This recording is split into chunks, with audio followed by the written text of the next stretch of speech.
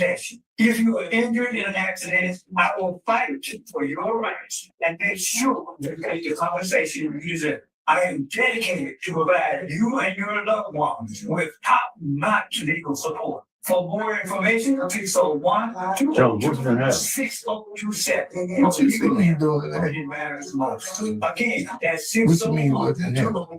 602-6027. What you see me doing? That's what I do.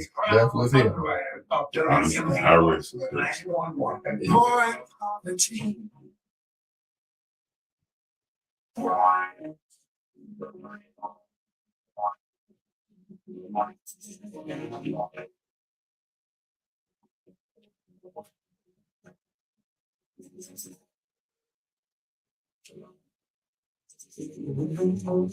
We extend our branch to you, standing for the people, with your host, attorney Ali Shamsuddin, and guests, heard every Wednesday evening, 7 p.m. to 8 p.m., exclusively on 911 FM WMPR. This program shall focus on facts that we share with each other on this platform, designated to inform, educate, and organize our communities in Jackson and abroad. No rational comments or opinions are regarded as being irrelevant, as your comments and participation could prove to be the cornerstone of our goal, being to restore moral ethics, integrity, respect, and progress in efforts to reach for a better future in all aspects of the everyday lives of our family and our children. Now join your host, Ali Shamsuddin, and guests, coming to you, standing for the people, where together we can, heard exclusively on the Voice of the Community, 9.1 FM WMPR.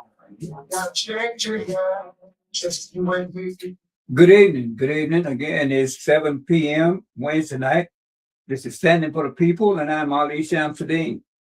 As I say, this program is brought to you by the people, meaning people who got together and decided that I needed to be back on the air again, bringing the facts that we used to bring when I was on the air Friday nights with Mr. Tisdale, who's the late publisher of the Jackson Advocate newspaper, the largest African-American newspaper in the state of Mississippi, and probably in the region. We're on the air, Views from the Black Side on Friday nights. So here I am on Wednesday night, standing for the people. Now this program is about facts. That's what we're here about. Facts that we can use, facts that we can benefit from, facts that we can take and move on and progress further and successfully. You know, it's not a gossip show, so we're not here to do that. We're not interested in gossip about anybody, for that matter. Only as if personal things involve how they're spending our money. When we put them in these positions of authority here in this state and in this county and in this city. You know, unfortunately, it appeared that the people we have been putting in office thus far, particularly here in Jackson and here in Hinds County, for almost the past 30 years, seem to not remember the efforts that it took for them to be able to occupy that seat. Because even though the Constitution gave African Americans the right to vote, here in Mississippi, they had so many laws and so many rules that prevented African Americans from voting because they knew the power of the ballot. In a democratic society, the power of the ballot is very, very important. But we've been putting people in office, unfortunately, and I even say it like this, but it's a fact. We can look around us and see that. We've been putting people in office who seem to think that we put them there so they can put forth their schemes to get rich, personally. Now, I, as a person, I'm like anyone else, most people, I don't have a problem with anybody being rich. That's not the problem. The problem is how they got it. And the problem is who has to suffer in order for them to get it. Now we can look around us in Jackson, look at our city, look at our county, look at our school, and then you ask, what happened? What happened? But we put people in office who say, well, we broke. All of a sudden, as soon as they get in office, we broke. Things were prospering until we changed the complexion of the people sitting in these positions of authority. Then all of a sudden, we broke. You know, that's one of the mysteries of politics, almost. But when we think about the efforts of those who came before us, and I ain't talking about 100 years ago. You know, we ain't talking about 100 years ago, and that's what I'm saying. You know, when you have people like the Charlie Kirks of society who want to paint this narrative that Black folks, our whole history here in America is being under the watch and the care of white people, as if we did nothing, as if we did nothing in our whole history. They all overlooked slavery. When people started talking about reparations, they gave reparations to the Japanese for their internment during this World War II. But here, this country was built off the free labor of African Americans, and you got white folks who balk at reparations in some way. But, you know, it's very important that we understand our contribution, because there's too many Black folks, I think, who really believe that just what these Charlie Kirks are saying. You know, we haven't done anything, we just begging. You're not begging when you paid the price. That's not begging, that's demanding. You should be demanding. Just pay. You got people in our history like Dr. Charles Drew, who I don't want to say invented, but he founded the blood plasma come out of the blood. But before Dr. Charles Drew, the medical profession didn't have a way of storing blood so it could be used later. Because of him, many lives were saved, especially during World War II. During World War II, with his invention of blood plasma, saved many lives. And guess what?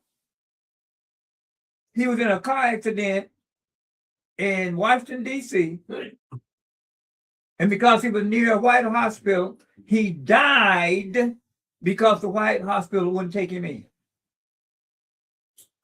Didn't use his own invention to save his life because he was near a white hospital. And you got people who really want to take us back to that, talking about make America great again. You got people who really want to take us back to that. And then you got people who, even like tonight, some people say, well, Tiffany, why are you talking about that? That was long ago. That wasn't long ago. It wasn't long ago. It wasn't long ago when Medgar Evers was killed in his driveway, shot in the back. For what? Registering African Americans to vote. It wasn't long ago when Fannie Lou Hamer was jailed and beaten up in the Delta for registering people to vote. It wasn't long ago when Vernon Damer, up there just outside of Hattiesburg, whose home was firebombed by Ku Klux Klan members in the middle of the night. This was 1966. Firebomb. And then shot up to keep them from coming out the house. He in the house with his wife and 3 children. He had to defend his family from these idiots out here. Lost his life suffering from the burns, and his family was able to escape out the back of the house. For what? registering black people to vote. And when we got to the point, what this is before that, this Ku Klux Klan, talk a little bit more about that. Their whole effort was to run black people out of the South when they realized we now had the right to vote. All that harassment, lynching, murders, was to run black people out of the South. And that's where we went, straight to Chicago, Detroit. Young people now, who when they hear about this, say, man, I couldn't have lived back there. Well, a lot of us couldn't live back there then either. That's how so many of us in Chicago, Detroit. That was the effort. But now, in this day and age, our numbers are swelling again. Here in the state of Mississippi, we have 40% of the population, which means that's extraordinary. That's great voter power if we exercise it. We don't always have to be, I don't like who the governor is. Maybe you could have a greater impact. You could if you register to vote. And these state offices at 40% or more than 40% of the population, we can have a tremendous impact on the politics here in Mississippi. They don't want us to understand that. They want us to think everything's going to remain the same. Even you're voting don't change anything. That's what they want us to think.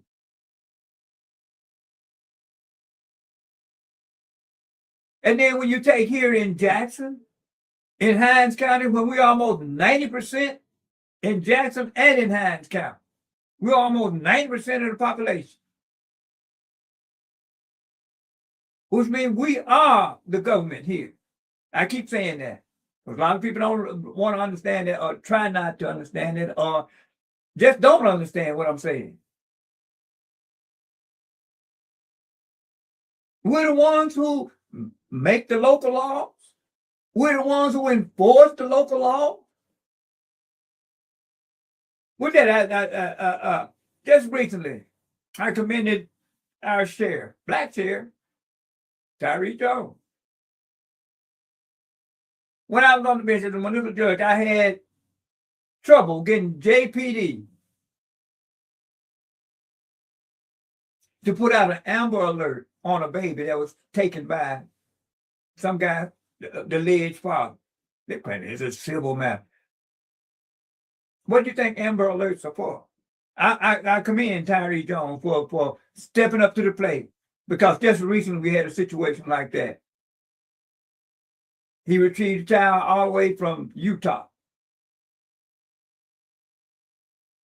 I mean, that's stepping up to the plate. You got a constable like John Brown,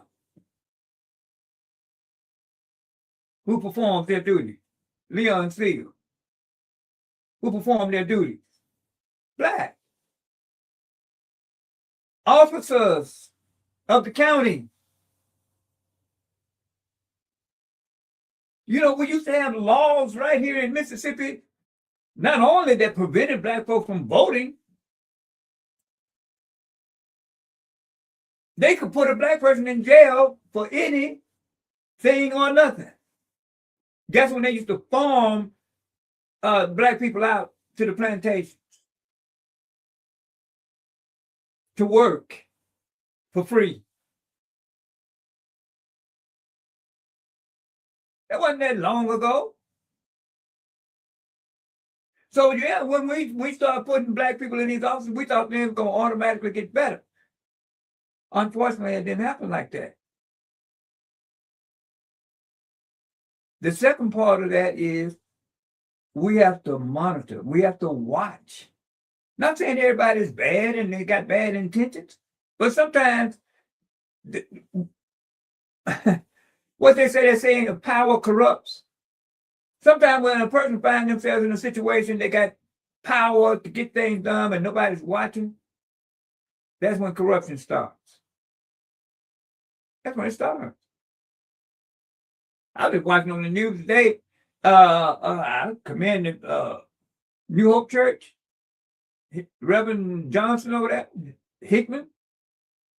That's a start. Let them know we coming to see what you're doing over here. Ain't nothing, you know what I mean? I ain't going over there protesting and marching and sitting in. Just let them know we coming over here to see what you're doing. With our tax money. What kind of laws you making here? That's what it takes. That's what it takes. See, you know, to be negative, that's just responsibility. That's what that is. Because when you do that, you can avoid these situations where we've got the FBI in here all over the place. Finding out people doing things that they shouldn't be doing.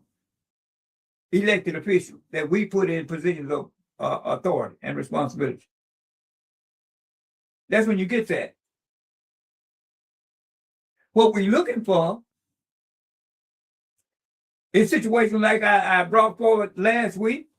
The brother, and I'm calling him a brother because he's African American. His name is Chris Jones. Bringing industry to Jackson. Should be getting all kind of help from the county and the city. You ain't getting it. Ain't getting it. And the state as well. Here's this brother that brought 200 jobs here. Just like that. Other businesses leaving the city, leaving the county. Here's a black man bringing 200 jobs to the city. Biocrete. He just had a job fair over at the Medical Mall and Metro Center. He said over 3,000 people came and applied for these 200 positions.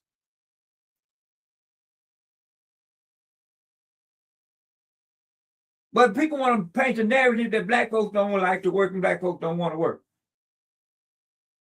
I hate it when I hear this narrative they talk about with our children. Our children, they just trifling. I say, go to these fast foods. Or go to your, we don't have any more supermarkets really in Jackson. For the most part. Go to the supermarket. Go to fast food. Who do you see in that work?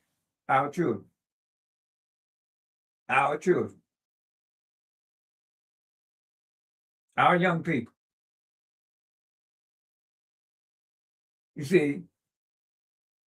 But they want to paint this narrative that all they want to do is walk the street and do nothing. You furnish them with something positive and they will do it. But too many of us accept the narrative that racist white folks put out there. And the only way we're going to overcome that is we learn to step up to the plate.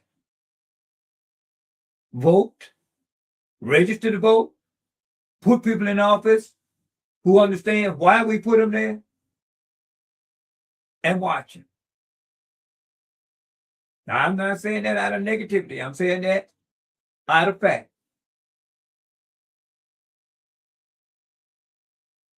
Now, as I said, this is the call-in show. For those who want to chime in, you got some facts, some information you want to give to the people out here, 601-948-5950.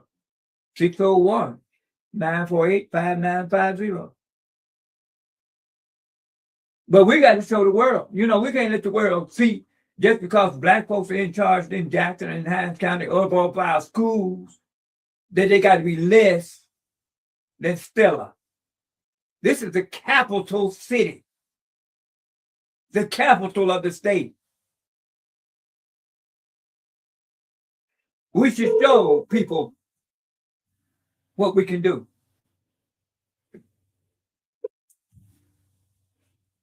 Go ahead, caller, you on there. Thank you for taking my call. I just wanted to call in. On Sunday night, I was traveling on West Northside Drive, and there was the constable, John Brown, was stopped in the street, but I'm glad he was stopped because had I run over that piece of wood, I probably would have had flat tires. Mhm. So I want to say, we appreciate you, Constable John Brown. We appreciate your call. Thank you for calling in. Bye bye. And that we have some people out here with who we put in these offices who are community conscious. But unfortunately, the people that we put down there in City Hall, I mean, just a fact. I ain't got no personal issue with none of them like that. But they use the movement, the efforts of those who come before them for self-gain, period. That's not why we put them there. All of a sudden, we ain't got any money. Why we don't have any money? They want to act like white folks moved out of the city and they took all the money with them.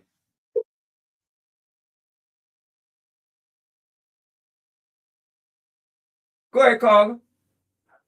Yes, Ali, this is Brother Andre. How you doing, brother? Glad to hear you.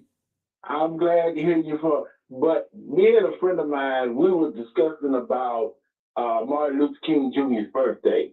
And we was talking about, he said, why it ain't a Malcolm X's, why can't we celebrate Malcolm X's birthday the way we do Dr. King? And I said, I could remember when I was 13 years old, and people fail to remember that President Reagan did not want Dr. King's birthday to be a federal holiday. Exactly. And when they first the sacrifices that we went through, because I remember at Blackburn, just like it was yesterday, Ali, Benjamin Hook of the NAACP came over there, and he needed some signature so we could take it to Washington. And my signature was one of the ones that I signed, the name that I signed. And I also remember this, and I was telling a friend of mine that my grandfather, when I told my grandfather that, he told me, when you get to be 18 years old, you need to register to vote. Right. He said, but it's good that you are part of the society. Because I knew about Dr. King because I read books about Dr. King. I knew about Dr. King. Right. And I knew what he stood for nonviolence and all that. Because if you look at Dr. King and all the stuff that he did, is because we would not have Americans with disabilities today. You would not have free education today. You would not have all of this stuff that we have, that we are benefiting from. You're absolutely right, brother. Thank you for your call, man. Appreciate it. Thank you. You know, this is the thing that we need to know about our history. Our children need to understand that there was a time. Now that all the schools are black, that's a fact. In Jackson, that's a fact. And you can count the number of white students in our public school probably on two hands. But you see, when I was growing up here, you had black schools and you had white schools. Now we got all black schools. Not by law, but because we got people over there who would take all these millions of dollars that they get, siphon them off to the academies, and then don't teach our children. Like our children don't count. And that's a fact. That's a fact. I keep saying that over and over again. Nobody can dispute it. That's a fact.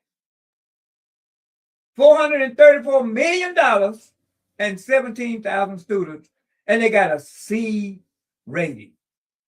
And our children don't realize if they had Forest Hill, there was a time we couldn't even go over there.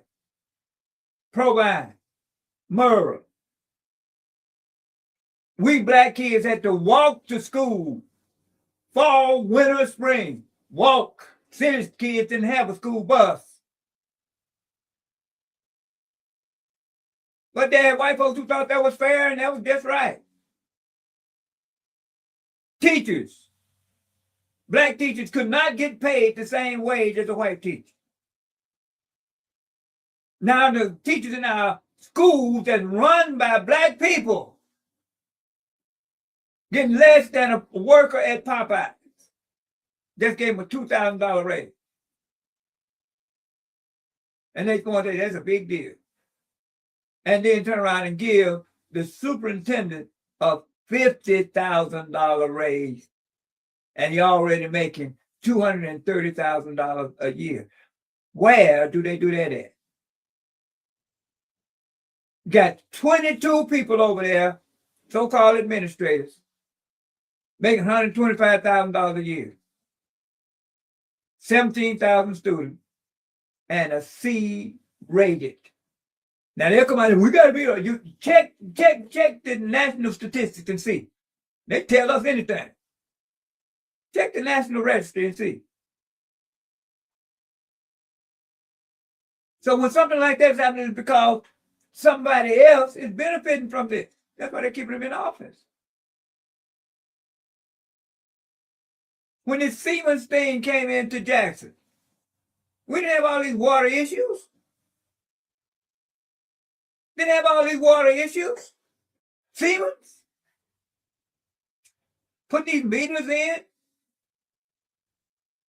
and they think you can't figure out there's something wrong with the system. If a household gets a bill for $7,000, $17,000, and then they'll turn around and say, well, we'll give you time to pay it. That's like, we'll give you time to pay us for doing nothing. Where is that fair? But everybody think that if nobody's watching here in Jackson, nobody's watching in Hinds County, your electric bill go up 300% just because it's winter. When before they put these so-called new meters on your home that you didn't ask for, now all of a sudden 2 or 3 winters ago, all went along, your winter bill or your electric bill might have been $150 a month. All of a sudden now it's $600 a month, $400 a month. See, that's showing total disrespect. That's what that's doing. That's what they're doing. When you got elected officials who are willing to say they can't count to 1,000.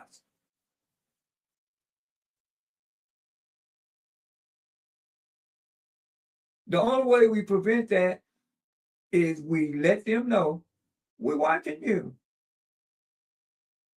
We watching you. Stop telling us you broke. Stop telling us the white man ain't giving you no money. We paying taxes. White man ain't paying my taxes. Nor yours. Ain't no law been passed in this state that says black folks don't have to pay taxes. You spending money, you paying taxes. You own a car, you paying taxes. You buy groceries, you paying taxes. You in a house, you renting or buying, you paying taxes.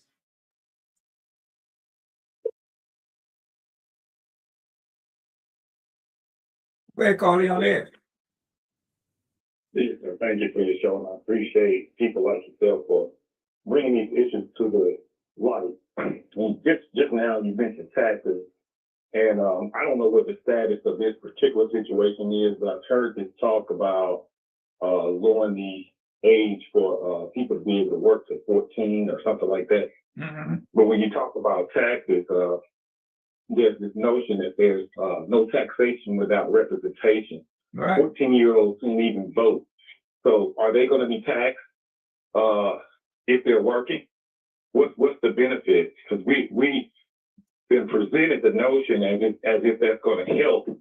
But in my opinion, 14-year-olds should be in school, shouldn't necessarily have to work, shouldn't have to be concerned with working a job, not even part-time. Not saying that they can't do it, because I'm pretty sure they're able to, but I don't know how lowering the working age would benefit our community. But I'm going to hang up and listen to your response. But I don't think that if they are going to allow them to work, they would also tax them. But then they're old enough to work and be taxed, but they can't vote for Right. the people that represent them. I don't think that's fair. I'm gonna hang up and listen to your response. Thank you. All right. Appreciate you calling, brother. And I agree with you 1000%. Anybody that cannot vote should not be taxed. They should not. A 17-year-old or 16-year-old, they should not be taxed. They can't vote. That lets me know, when people start seeing the obvious, when you start seeing the obvious, and then you say, okay, well, wait a minute now. If I'm paying taxes, I should be able to have some input into who's governing my money and who's dealing with my money. So you got a 14-year-old out there, or 15 or 16-year-old out here working. They shouldn't have to pay taxes. Very good point, brother. I agree with you 1000%. And see, those are the type of things that the people that we put in charge can make those decisions. They can make that happen. The people up there in the legislature, they can pass that law statute. Anybody who can't vote don't have to pay taxes. They can do that. It ain't against the Constitution. These are the type of things like the brother calling in when you realize how much power your vote has, the impact on who's sitting in these seats, who's making these rules. They don't want you to know that. They really don't. That's why they keep putting this narrative out there. Oh, it ain't gonna change no matter who's in the office. Hell, if you ain't watching them now, it ain't gonna change. But when they passed the law, they called it the vagrancy law. They had these black codes. They could put a black person in jail for not having a job. So, legislature passed that. They could go up to any household and even ask the parents, your children working, take them out and make them work somewhere for free. This is the type of impact that when like brother calling in, calling people, when you start seeing the obvious. So how do you impact this? Understanding the power of your vote. Understanding that when you put people up there in office, that's what they're there for. This is what they were saying. I commend them today. We should, the church group, you hope that went down there. When you make laws, they're supposed to benefit the people, all the people, all the people. Unfortunately, sometimes we put people downtown. They want to go down there like they got some black power facade.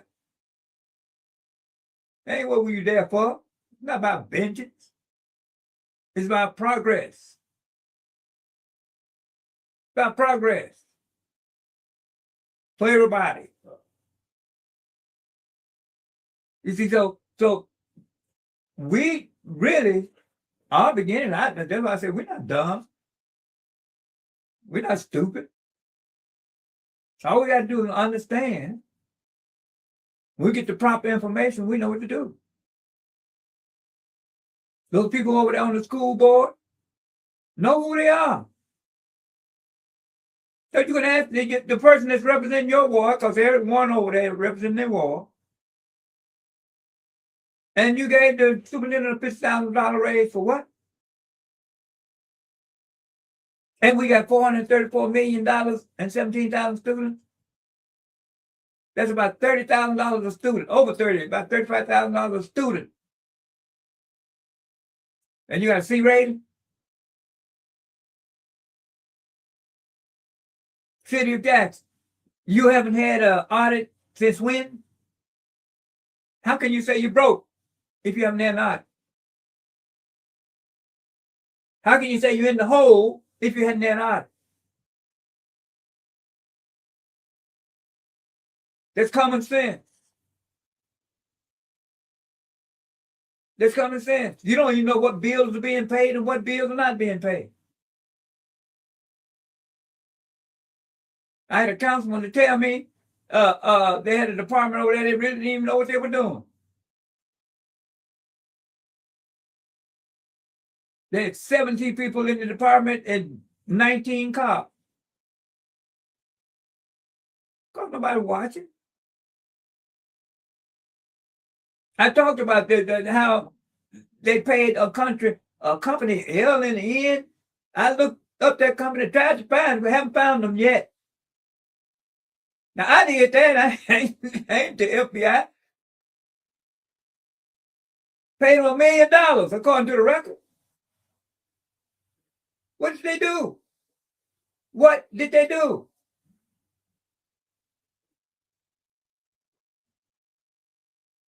He said, well, they want us to be complacent. That's my friend, Randy Wildman Brown. We can't afford to be, I agree with you. We can't afford to be complacent. Just think because we put a black person in this office, and you know, some people say, well, who else should we put? It's not about that. It's about putting people there who understand from whence we came and where we're trying to go. And who should understand better than a black person? Who should understand better? Well, I don't care who you are. At some point in time, somebody in your family have experienced it. Most of them. But we get black people. I remember the advisor to Bush, Condoleezza Rice, had the nerve. Now, she was born and raised in Alabama, Birmingham. Born and raised. And say she never experienced racism. But she's the advisor to the president.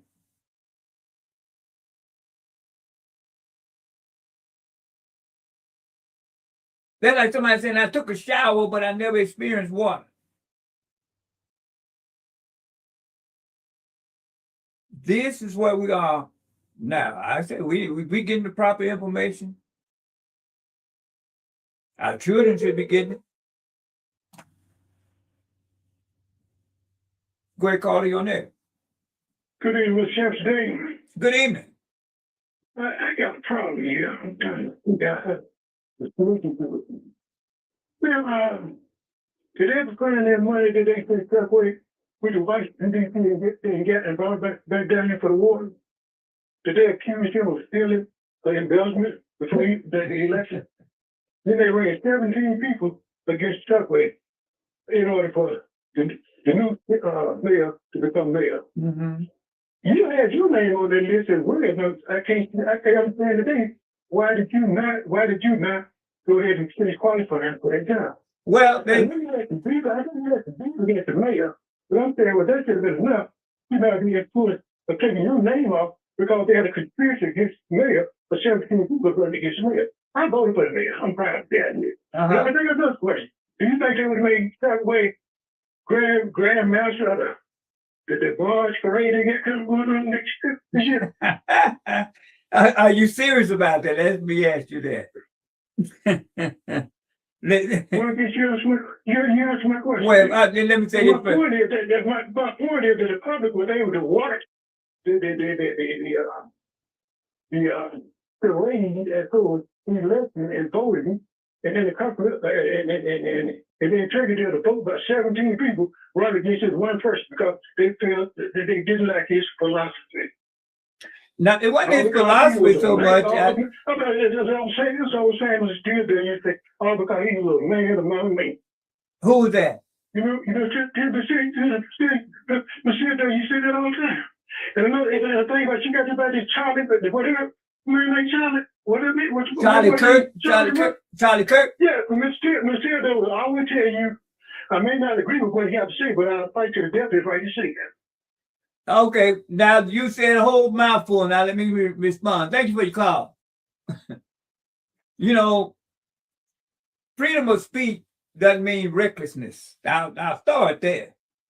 It doesn't mean recklessness. It don't mean sometimes just say anything anytime just because you want to.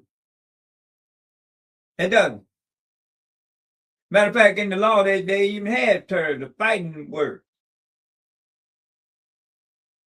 You go out here, you talk about somebody's mama or daddy in their face in front of a lot of people, and then you think you won't get smacked upside the head.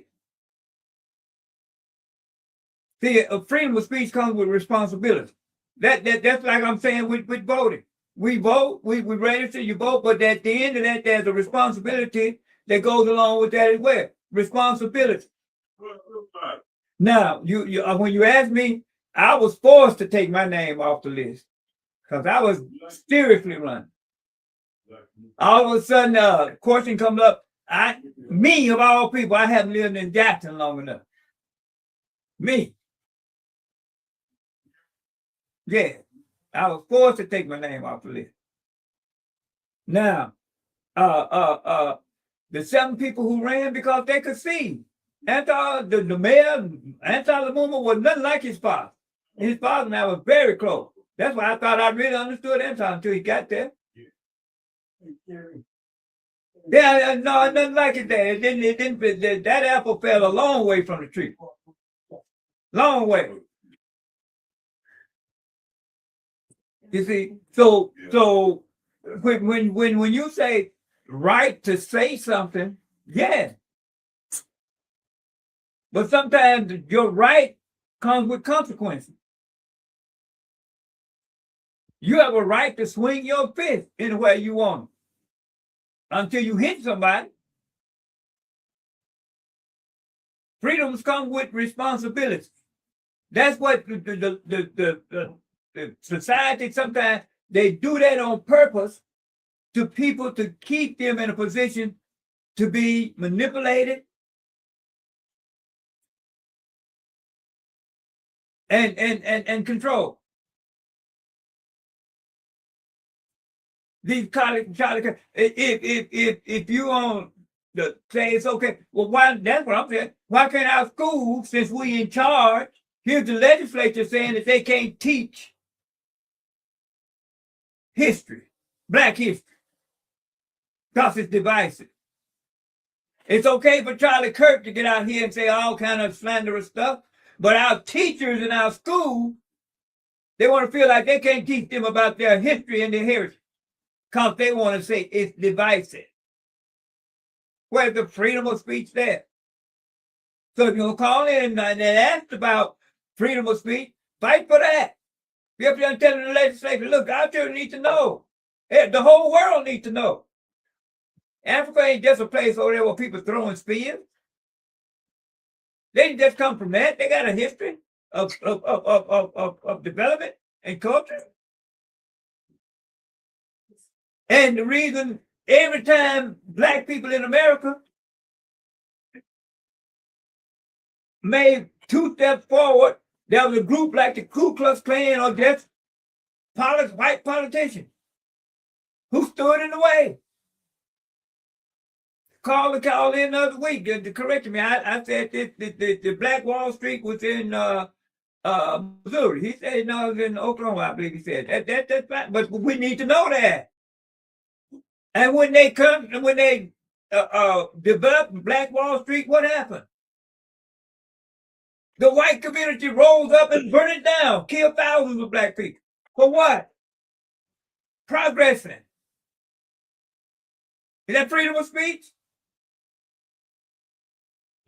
So let us understand anything that that can cause a consequence that comes with that responsibility. That's just like when the Ku Klux Klan wanted to march through Jackson. We appealed, first of all, myself, Chokwe, the father, Chokwe Lumumba, myself, and Joe, we appealed to the city council. That was their response. Well, you know, the Constitution says freedom. These people are going to march through the Ku Klux Klan, going to march through Jackson downtown and intimidate all these Black folks. Not going to happen. And I was proud to see that a host of this city of black folks stood in the way. And some white folks was out there with us. Now you take your freedom of speech and go back there in the woods or on your farm or plantation, whatever, and you march all you want to. But you ain't gonna march down the street that I pay taxes for to intimidate me. Ain't gonna happen. So with wisdom and understanding comes progress. I got a brother here next to me. Come on closer, brother. I'm sure they can see you who you are over here. Okay. Larry Big White. And I always bring you in because you talk about voter registration. Yes, sir, but I got to comment on what you just said. Go ahead. Brother. Judge, thank you for having me, first off. But Judge, you're exactly right. It's no way possible. You, along with others, I think Reverend Jackson as well was one of the ones that you talked about not allowing the Ku Klux Klan to come and walk free on the street that you pay the taxes on. And we want to at least put Reverend Jackson as well in our prayers. But you're exactly right, Judge. It's no reason for that. And it was not going to be allowed. And I'm with it, like you say, 1,000%, Judge. Mm-hmm. Judge, you're right. I want to talk about voting. Also, first, Judge, I want to commend our Honorable Kenny Stokes, our councilman, which I call Lil Bruh. Mm-hmm. He put on the most remarkable Martin Luther King Day celebration I have watched or witnessed in a long time. Mm-hmm. He had the banquet on Thursday, which was free. He had on Friday a talent show over at Lanier, your school, 833. 833 Nation. It was free. He gave out prizes to 4 groups, first prize, second prize, third prize, and fourth prize. And then, of course, on Sunday, they did the walk from Medgar Evers' house to Medgar Evers Library. And then on Monday, we laid the wreath at Freedom Corner. Mm-hmm. Then, of course, after that on Monday, we had a birthday bash down at City Hall. I just want to take up a little time to commend him for the gallant effort that he gave on this Martin Luther King birthday celebration this past weekend. And it's been said that he is the largest parade in this. Oh man, the parade this year had to be the largest, Judge. Right. He had the boom there. They had about 6 buses. And I remember having at least all high schools here in Jackson bands Mm-hmm. and junior high school, and had about 10 to 15 young girl groups, Mm-hmm. you know, the dancing girls I'm talking about. And then, of course, there was plenty of cars, plenty of everything but horses. Right. It was not You know, I'm any, a horseman. yeah, I know. That's why I'm telling you, with no horses in it. But it was a very good parade, one of the biggest I've witnessed as well. And they had a WMPR own Yolanda as the Marshall. Grand Marshal. Oh, She okay. did a fantastic job. But Judge, I'm here to talk also about, we want people to join the ship of culture around voting. We're working with and trying to make sure everyone understands the importance of voting, and every eligible person is registered to vote. Mm-hmm. Not only registered to vote, that they go and vote in March. Now you have until February 3rd, if I'm not mistaken. I can verify, but February 3rd to pre-register. You got to pre-register down at the Hinds County Circuit Clerk office. And that number at the Hinds County Jackson office is 601-968-6640. The number at the Raymond office is 601-857-3038. Let me Again, ask you this, brother. Go ahead, Joe. Brother Larry. Because I want people to really fully digest this. Right. Is it a complicated process to register to vote? No, it's not. Now, I prefer, Judge, people to do it in person. Now, there's suggestions out there that you go and vote online. But I think in person, because you can't vote online in Mississippi. So I think you need to go and register in person, just as voting in person is required. Now, is there any other special requirements other than being of age and a citizen? No, sir. Only thing other than that is having valid identification.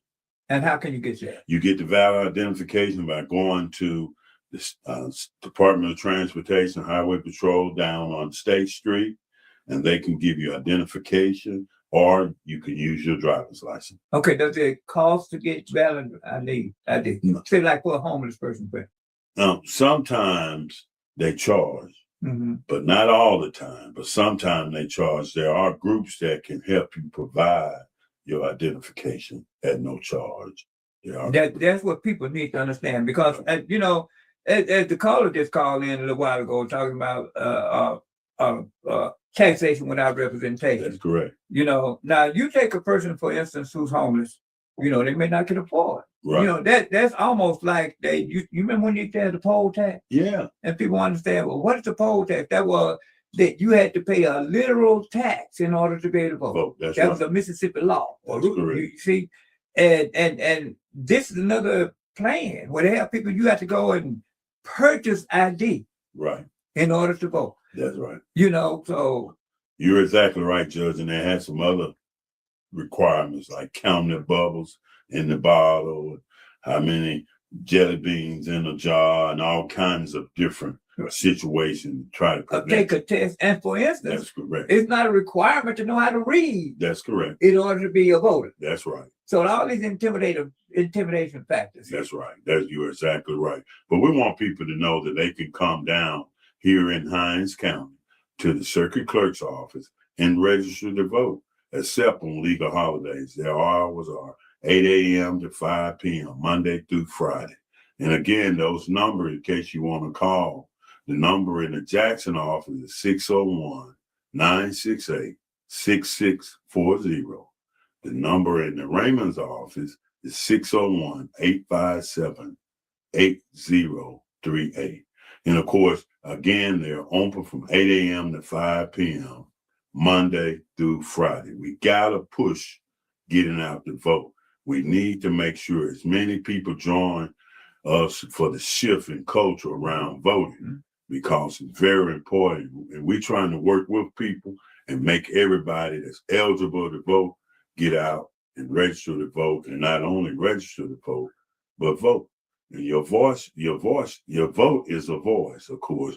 When all of us vote, we stronger and we get more done. And when they know that we vote, but you would stop people. Again, they invited Charlie Kirk's wife to come to Mississippi, and then he had the vice president of the United States, and then you got statewide officials who making disparaging remarks about the black community at large. If they when they realize that we can prevent them from going back to office, with 40% of the population, you may not be able to determine exactly who goes, but you can determine who don't go. That's correct. That's for sure. You're exactly right. And we want people all over the state to listen to what we're saying. Go to your circuit clerk's office and get registered. If anyone will be 18 before the voting date, which is March 3rd, then of course, they'll be eligible to register to vote. Any county, any of the 80 plus counties, however, here in Mississippi, you can register to vote and you can vote. And you also need to ask for where is your precinct to vote. Right. Where you go to vote. Right. Where do you go to vote? Where is your precinct? I'm asking everyone right now to call down to the circuit clerk's office and ask them, where do you go to vote? It's important, Judge, because what they're doing, they're moving precincts. It's about 25 precincts that has been moved or done away with, and people don't know where to go. Then if you go to that precinct that you did go to before, it may be closed, or they may have move your precinct to another precinct. Right. And of course, you would have to fill out an affidavit ballot, and no one wants to do that. At least I don't. Right. I pre-registered. Well, all these processes that they try to make voting a complicated matter, when that's just not the way it's supposed to be. You know, when they say voting is a right, then that should not, the only requirement that means you be a citizen, 18, and that's it. That's right. That's correct, Jerry. Again, your vote is your voice. Your vote is your voice. Always remember, when we all vote, we're much stronger. We're much stronger. And of course, your vote is your voice. Of course, again, the absentee voting will begin shortly thereafter. They stop allowing people to register to vote. Of course, if you vote absentee, you can, if you got to work on voting day, or if you'll be outside the county on election day, or if you have a temporary permanent disability, or if you're 65 years age or older, you can absentee vote, or for any other reason that's required by law. But of course, you can cast your vote in the circuit clerk's office in Jackson or in Raymond. And again, And that's a mission, man. If we correct. realize, again, think of the cost and the price that was paid for us. And anytime you go down there and you cast your vote, you have actually stepped up to the plate and fulfilled a mission. You can say that's a mission in life. That's correct. You know, You're that correct. I played my part in this process, and I have a voice. That's correct. You're right, Judge. That's why we're trying to get people to join us to shift the culture around voting. Of course, again, we try to work with everyone, making sure they get registered to vote. Because when we vote, of course, we're stronger. Right. And that's something that we need to make sure every eligible person is registered to vote. And as you said earlier, we can make sure the person that don't need to be there is not there. Exactly. We register to vote. Absolutely. And then, you know, they will stop taking these liberties and these snide and cynical attitudes about our community. You hear them making jokes about Jackson. You hear them making jokes about, I'm talking about white folks. That's correct. You hear them making jokes about Hinds County. Why? Because we are the government here. That's right. And they want to point the finger and say, look what they ain't doing, which they ought to be doing. That was the chance. That was the time. And, you know, white folks got a 200-year head start on us. That's right. In You're this right, process. Judge. You know, we've been the last 40, 50 years been able to vote even That's right. in the South. So, I mean, they got a 200-year head start. They understand the process. Now, we got to understand how to keep people and put people in these positions that's really understand what we put them there for. That's right. You know, we sometimes we fall for the okie doke. Like I said, you never hear anybody say, I don't know what to do. Run the foot off.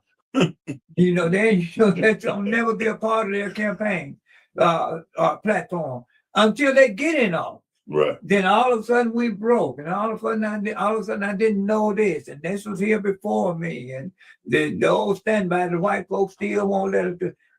We got to quit that. Right. You're right. But we want to remember and remind people, your vote is your voice. And when we all vote, we're much stronger. We need to always remember that. And also, Judge, before I go and we go, I just want to remind people, next month is Black History Month, which you spoke earlier about. We want everyone to attend as many Black History programs as possible. And again, if you go to one, take 5 people with you.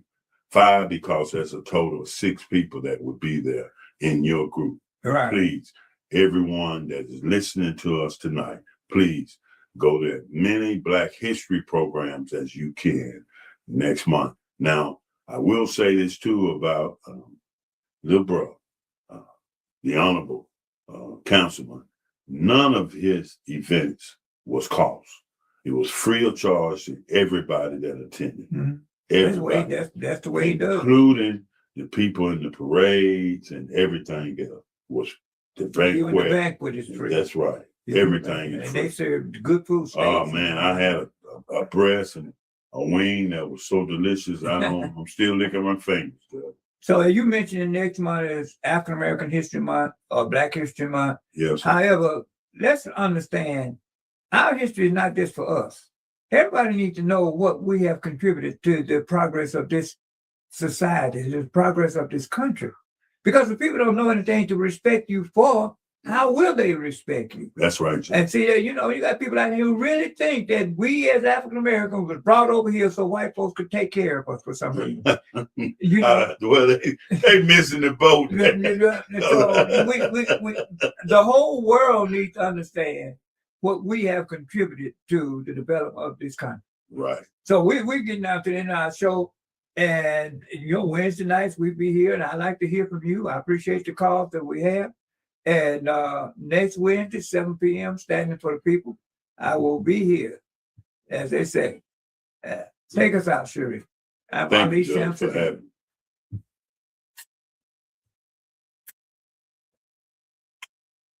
Yeah, Judge, he didn't charge for nothing. He did. He didn't charge for nothing. That's the way he does it, man. He didn't charge for nothing. All the events was free. Everything should have been